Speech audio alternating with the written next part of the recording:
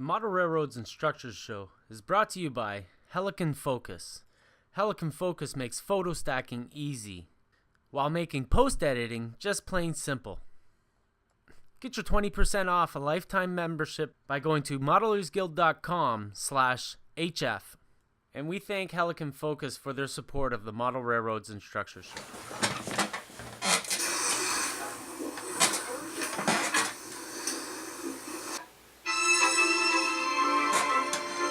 What, is this a rerun? Huh? Yeah? Come on, Dad. What up? Isn't this intro a little old? Come on.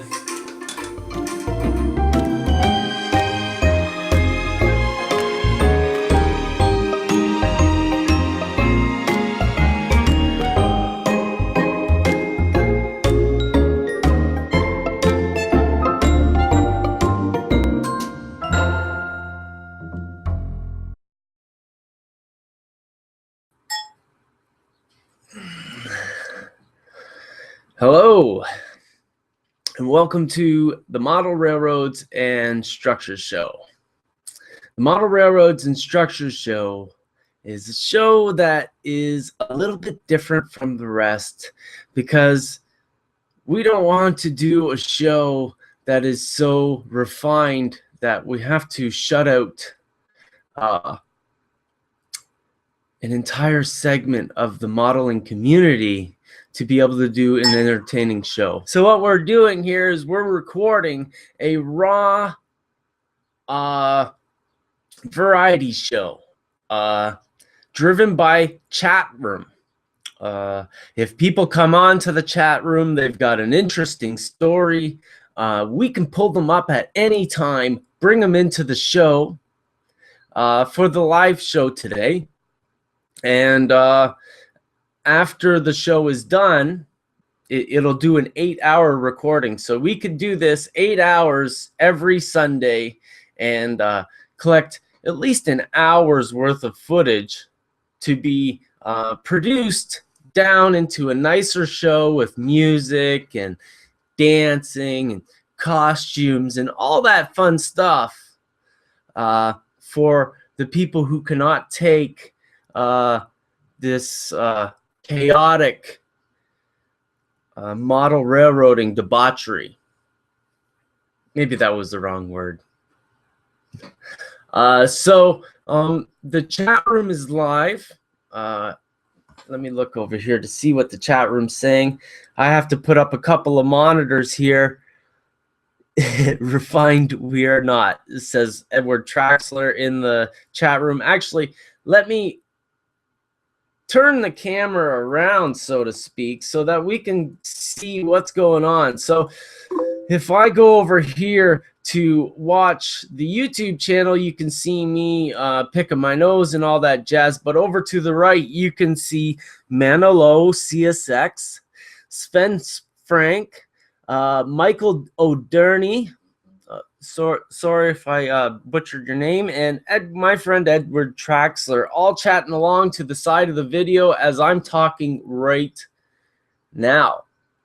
Now, I'm gonna pull in a few of these guys over today. I think that as it stands, Edward Traxler and Michael were talking about cameras, so I'm interested in talking to or having those guys chat with each other about something they started in the chat room. I think that would be a good idea.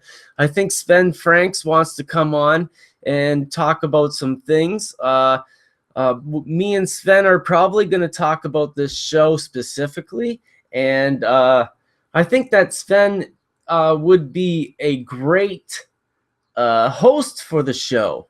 I know that Ed's going to be a great host for the show. It's not about Ron Perry. The live event is done on Ron Perry's channel. It's not about me. This is about the Model Railroads and Structures Show. The host can be anybody. I have no interest in controlling that. I don't like doing things by myself online. So this is a team event. If you're active in the chat room and you're an accepted member of our community, you guys are all welcome, all except for the people who can't control themselves. We will control this show with an iron fist in that way. This isn't a democracy in that way. So I'm going to go over here and I'm going to check out to see if Ed and Mike want to chat. Ed, how you doing? I'm taking the idea of this show from a technology podcast that I watch. It's not a podcast. It's actually a video cast online, Twit TV, the Leo Laporte shows. People all over the world listen to him on radio, but what many of those people don't know is Leo records these sessions live in his studio with a live chat audience. Now, Leo has people in his chat audience answering questions for him during interviews, bringing up ideas, doing things like that, just a variety of different things that have to do with tech. Now, this show wants to have everything to do with model railroading or modeling in general. Modeling in general. I want to be able to talk to military modelers on this show. I want to talk to, if you're a brony and you know how to weather bronies like crazy, we may even have 10 minutes for you. So this is a show that on Sunday it is completely raw.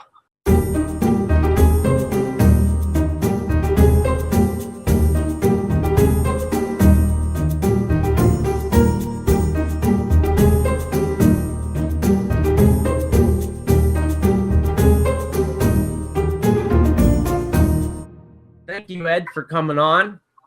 Hopefully we can get Mike on so that you can spend a few minutes talking about these cameras.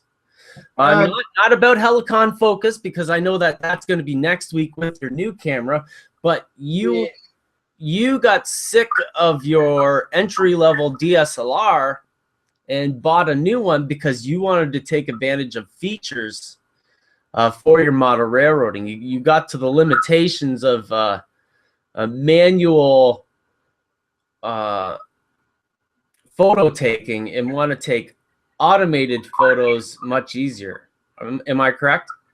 You're correct. Here's the deal. If you go to the camera store and they have all the Nikons, you say, well, why they sell 10 different versions? Well, the deal is they get you to buy one, and then you go, it doesn't have a certain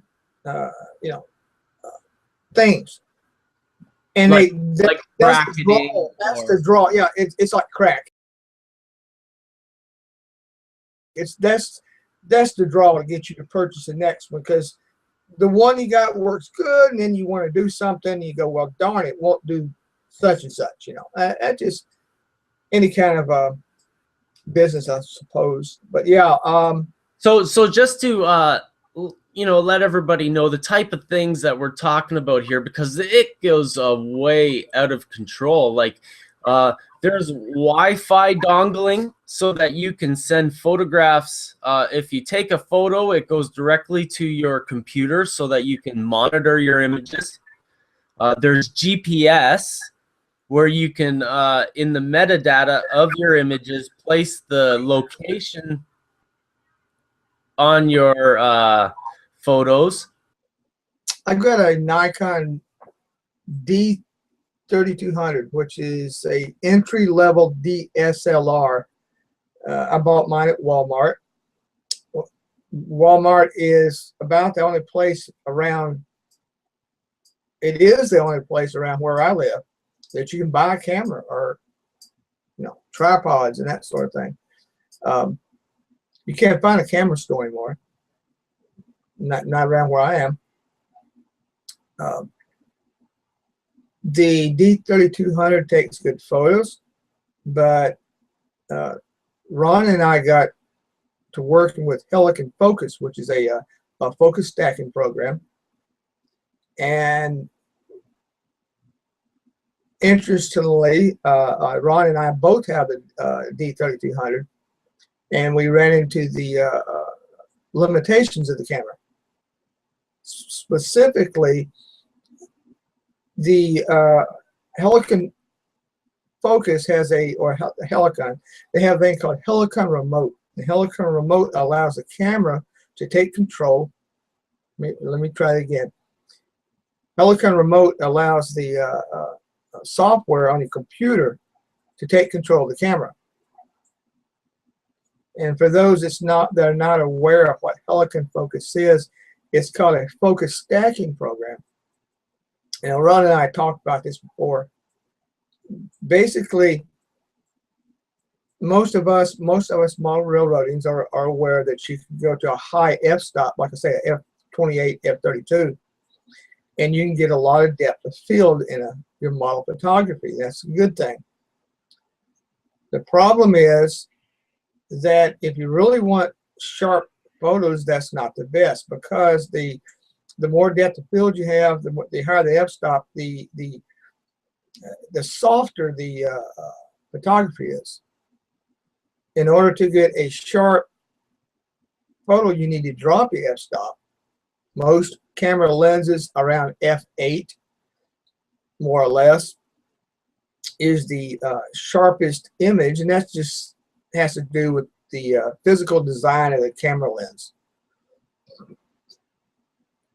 So a focus stack is basically you take a series of photos at different focal points at a low f-stop, and then you combine all you combine all these photos into one. It's called stacking.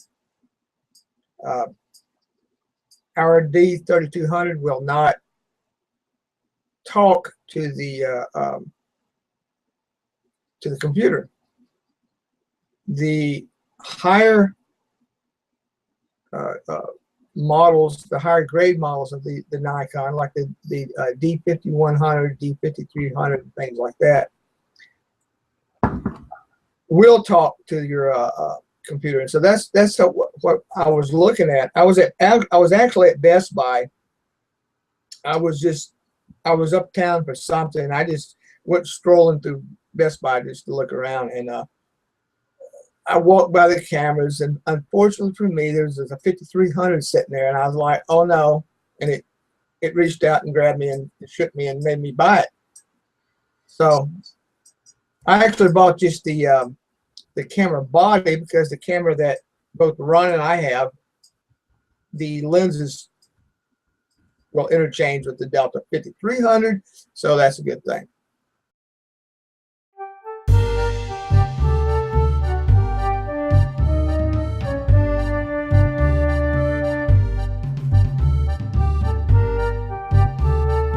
I didn't hear what you said while I was talking to the wife there. I was just rattling on about the D3200, which you and I both have, and the fact that it is a good camera. It's an excellent camera. I mean, you use it for a bunch of stuff. It's a top-notch sensor on it. It's a top-notch entry-level camera. The problem simply being that in order for them to sell more expensive cameras, they have to take out certain things on the lower end cameras. Which makes me think that you could basically take that shell off and put those components in, because it's probably just an empty hole in the design. No, it's the somebody could hack it. Mike could even hack the darn thing to make it do what we want it to do, but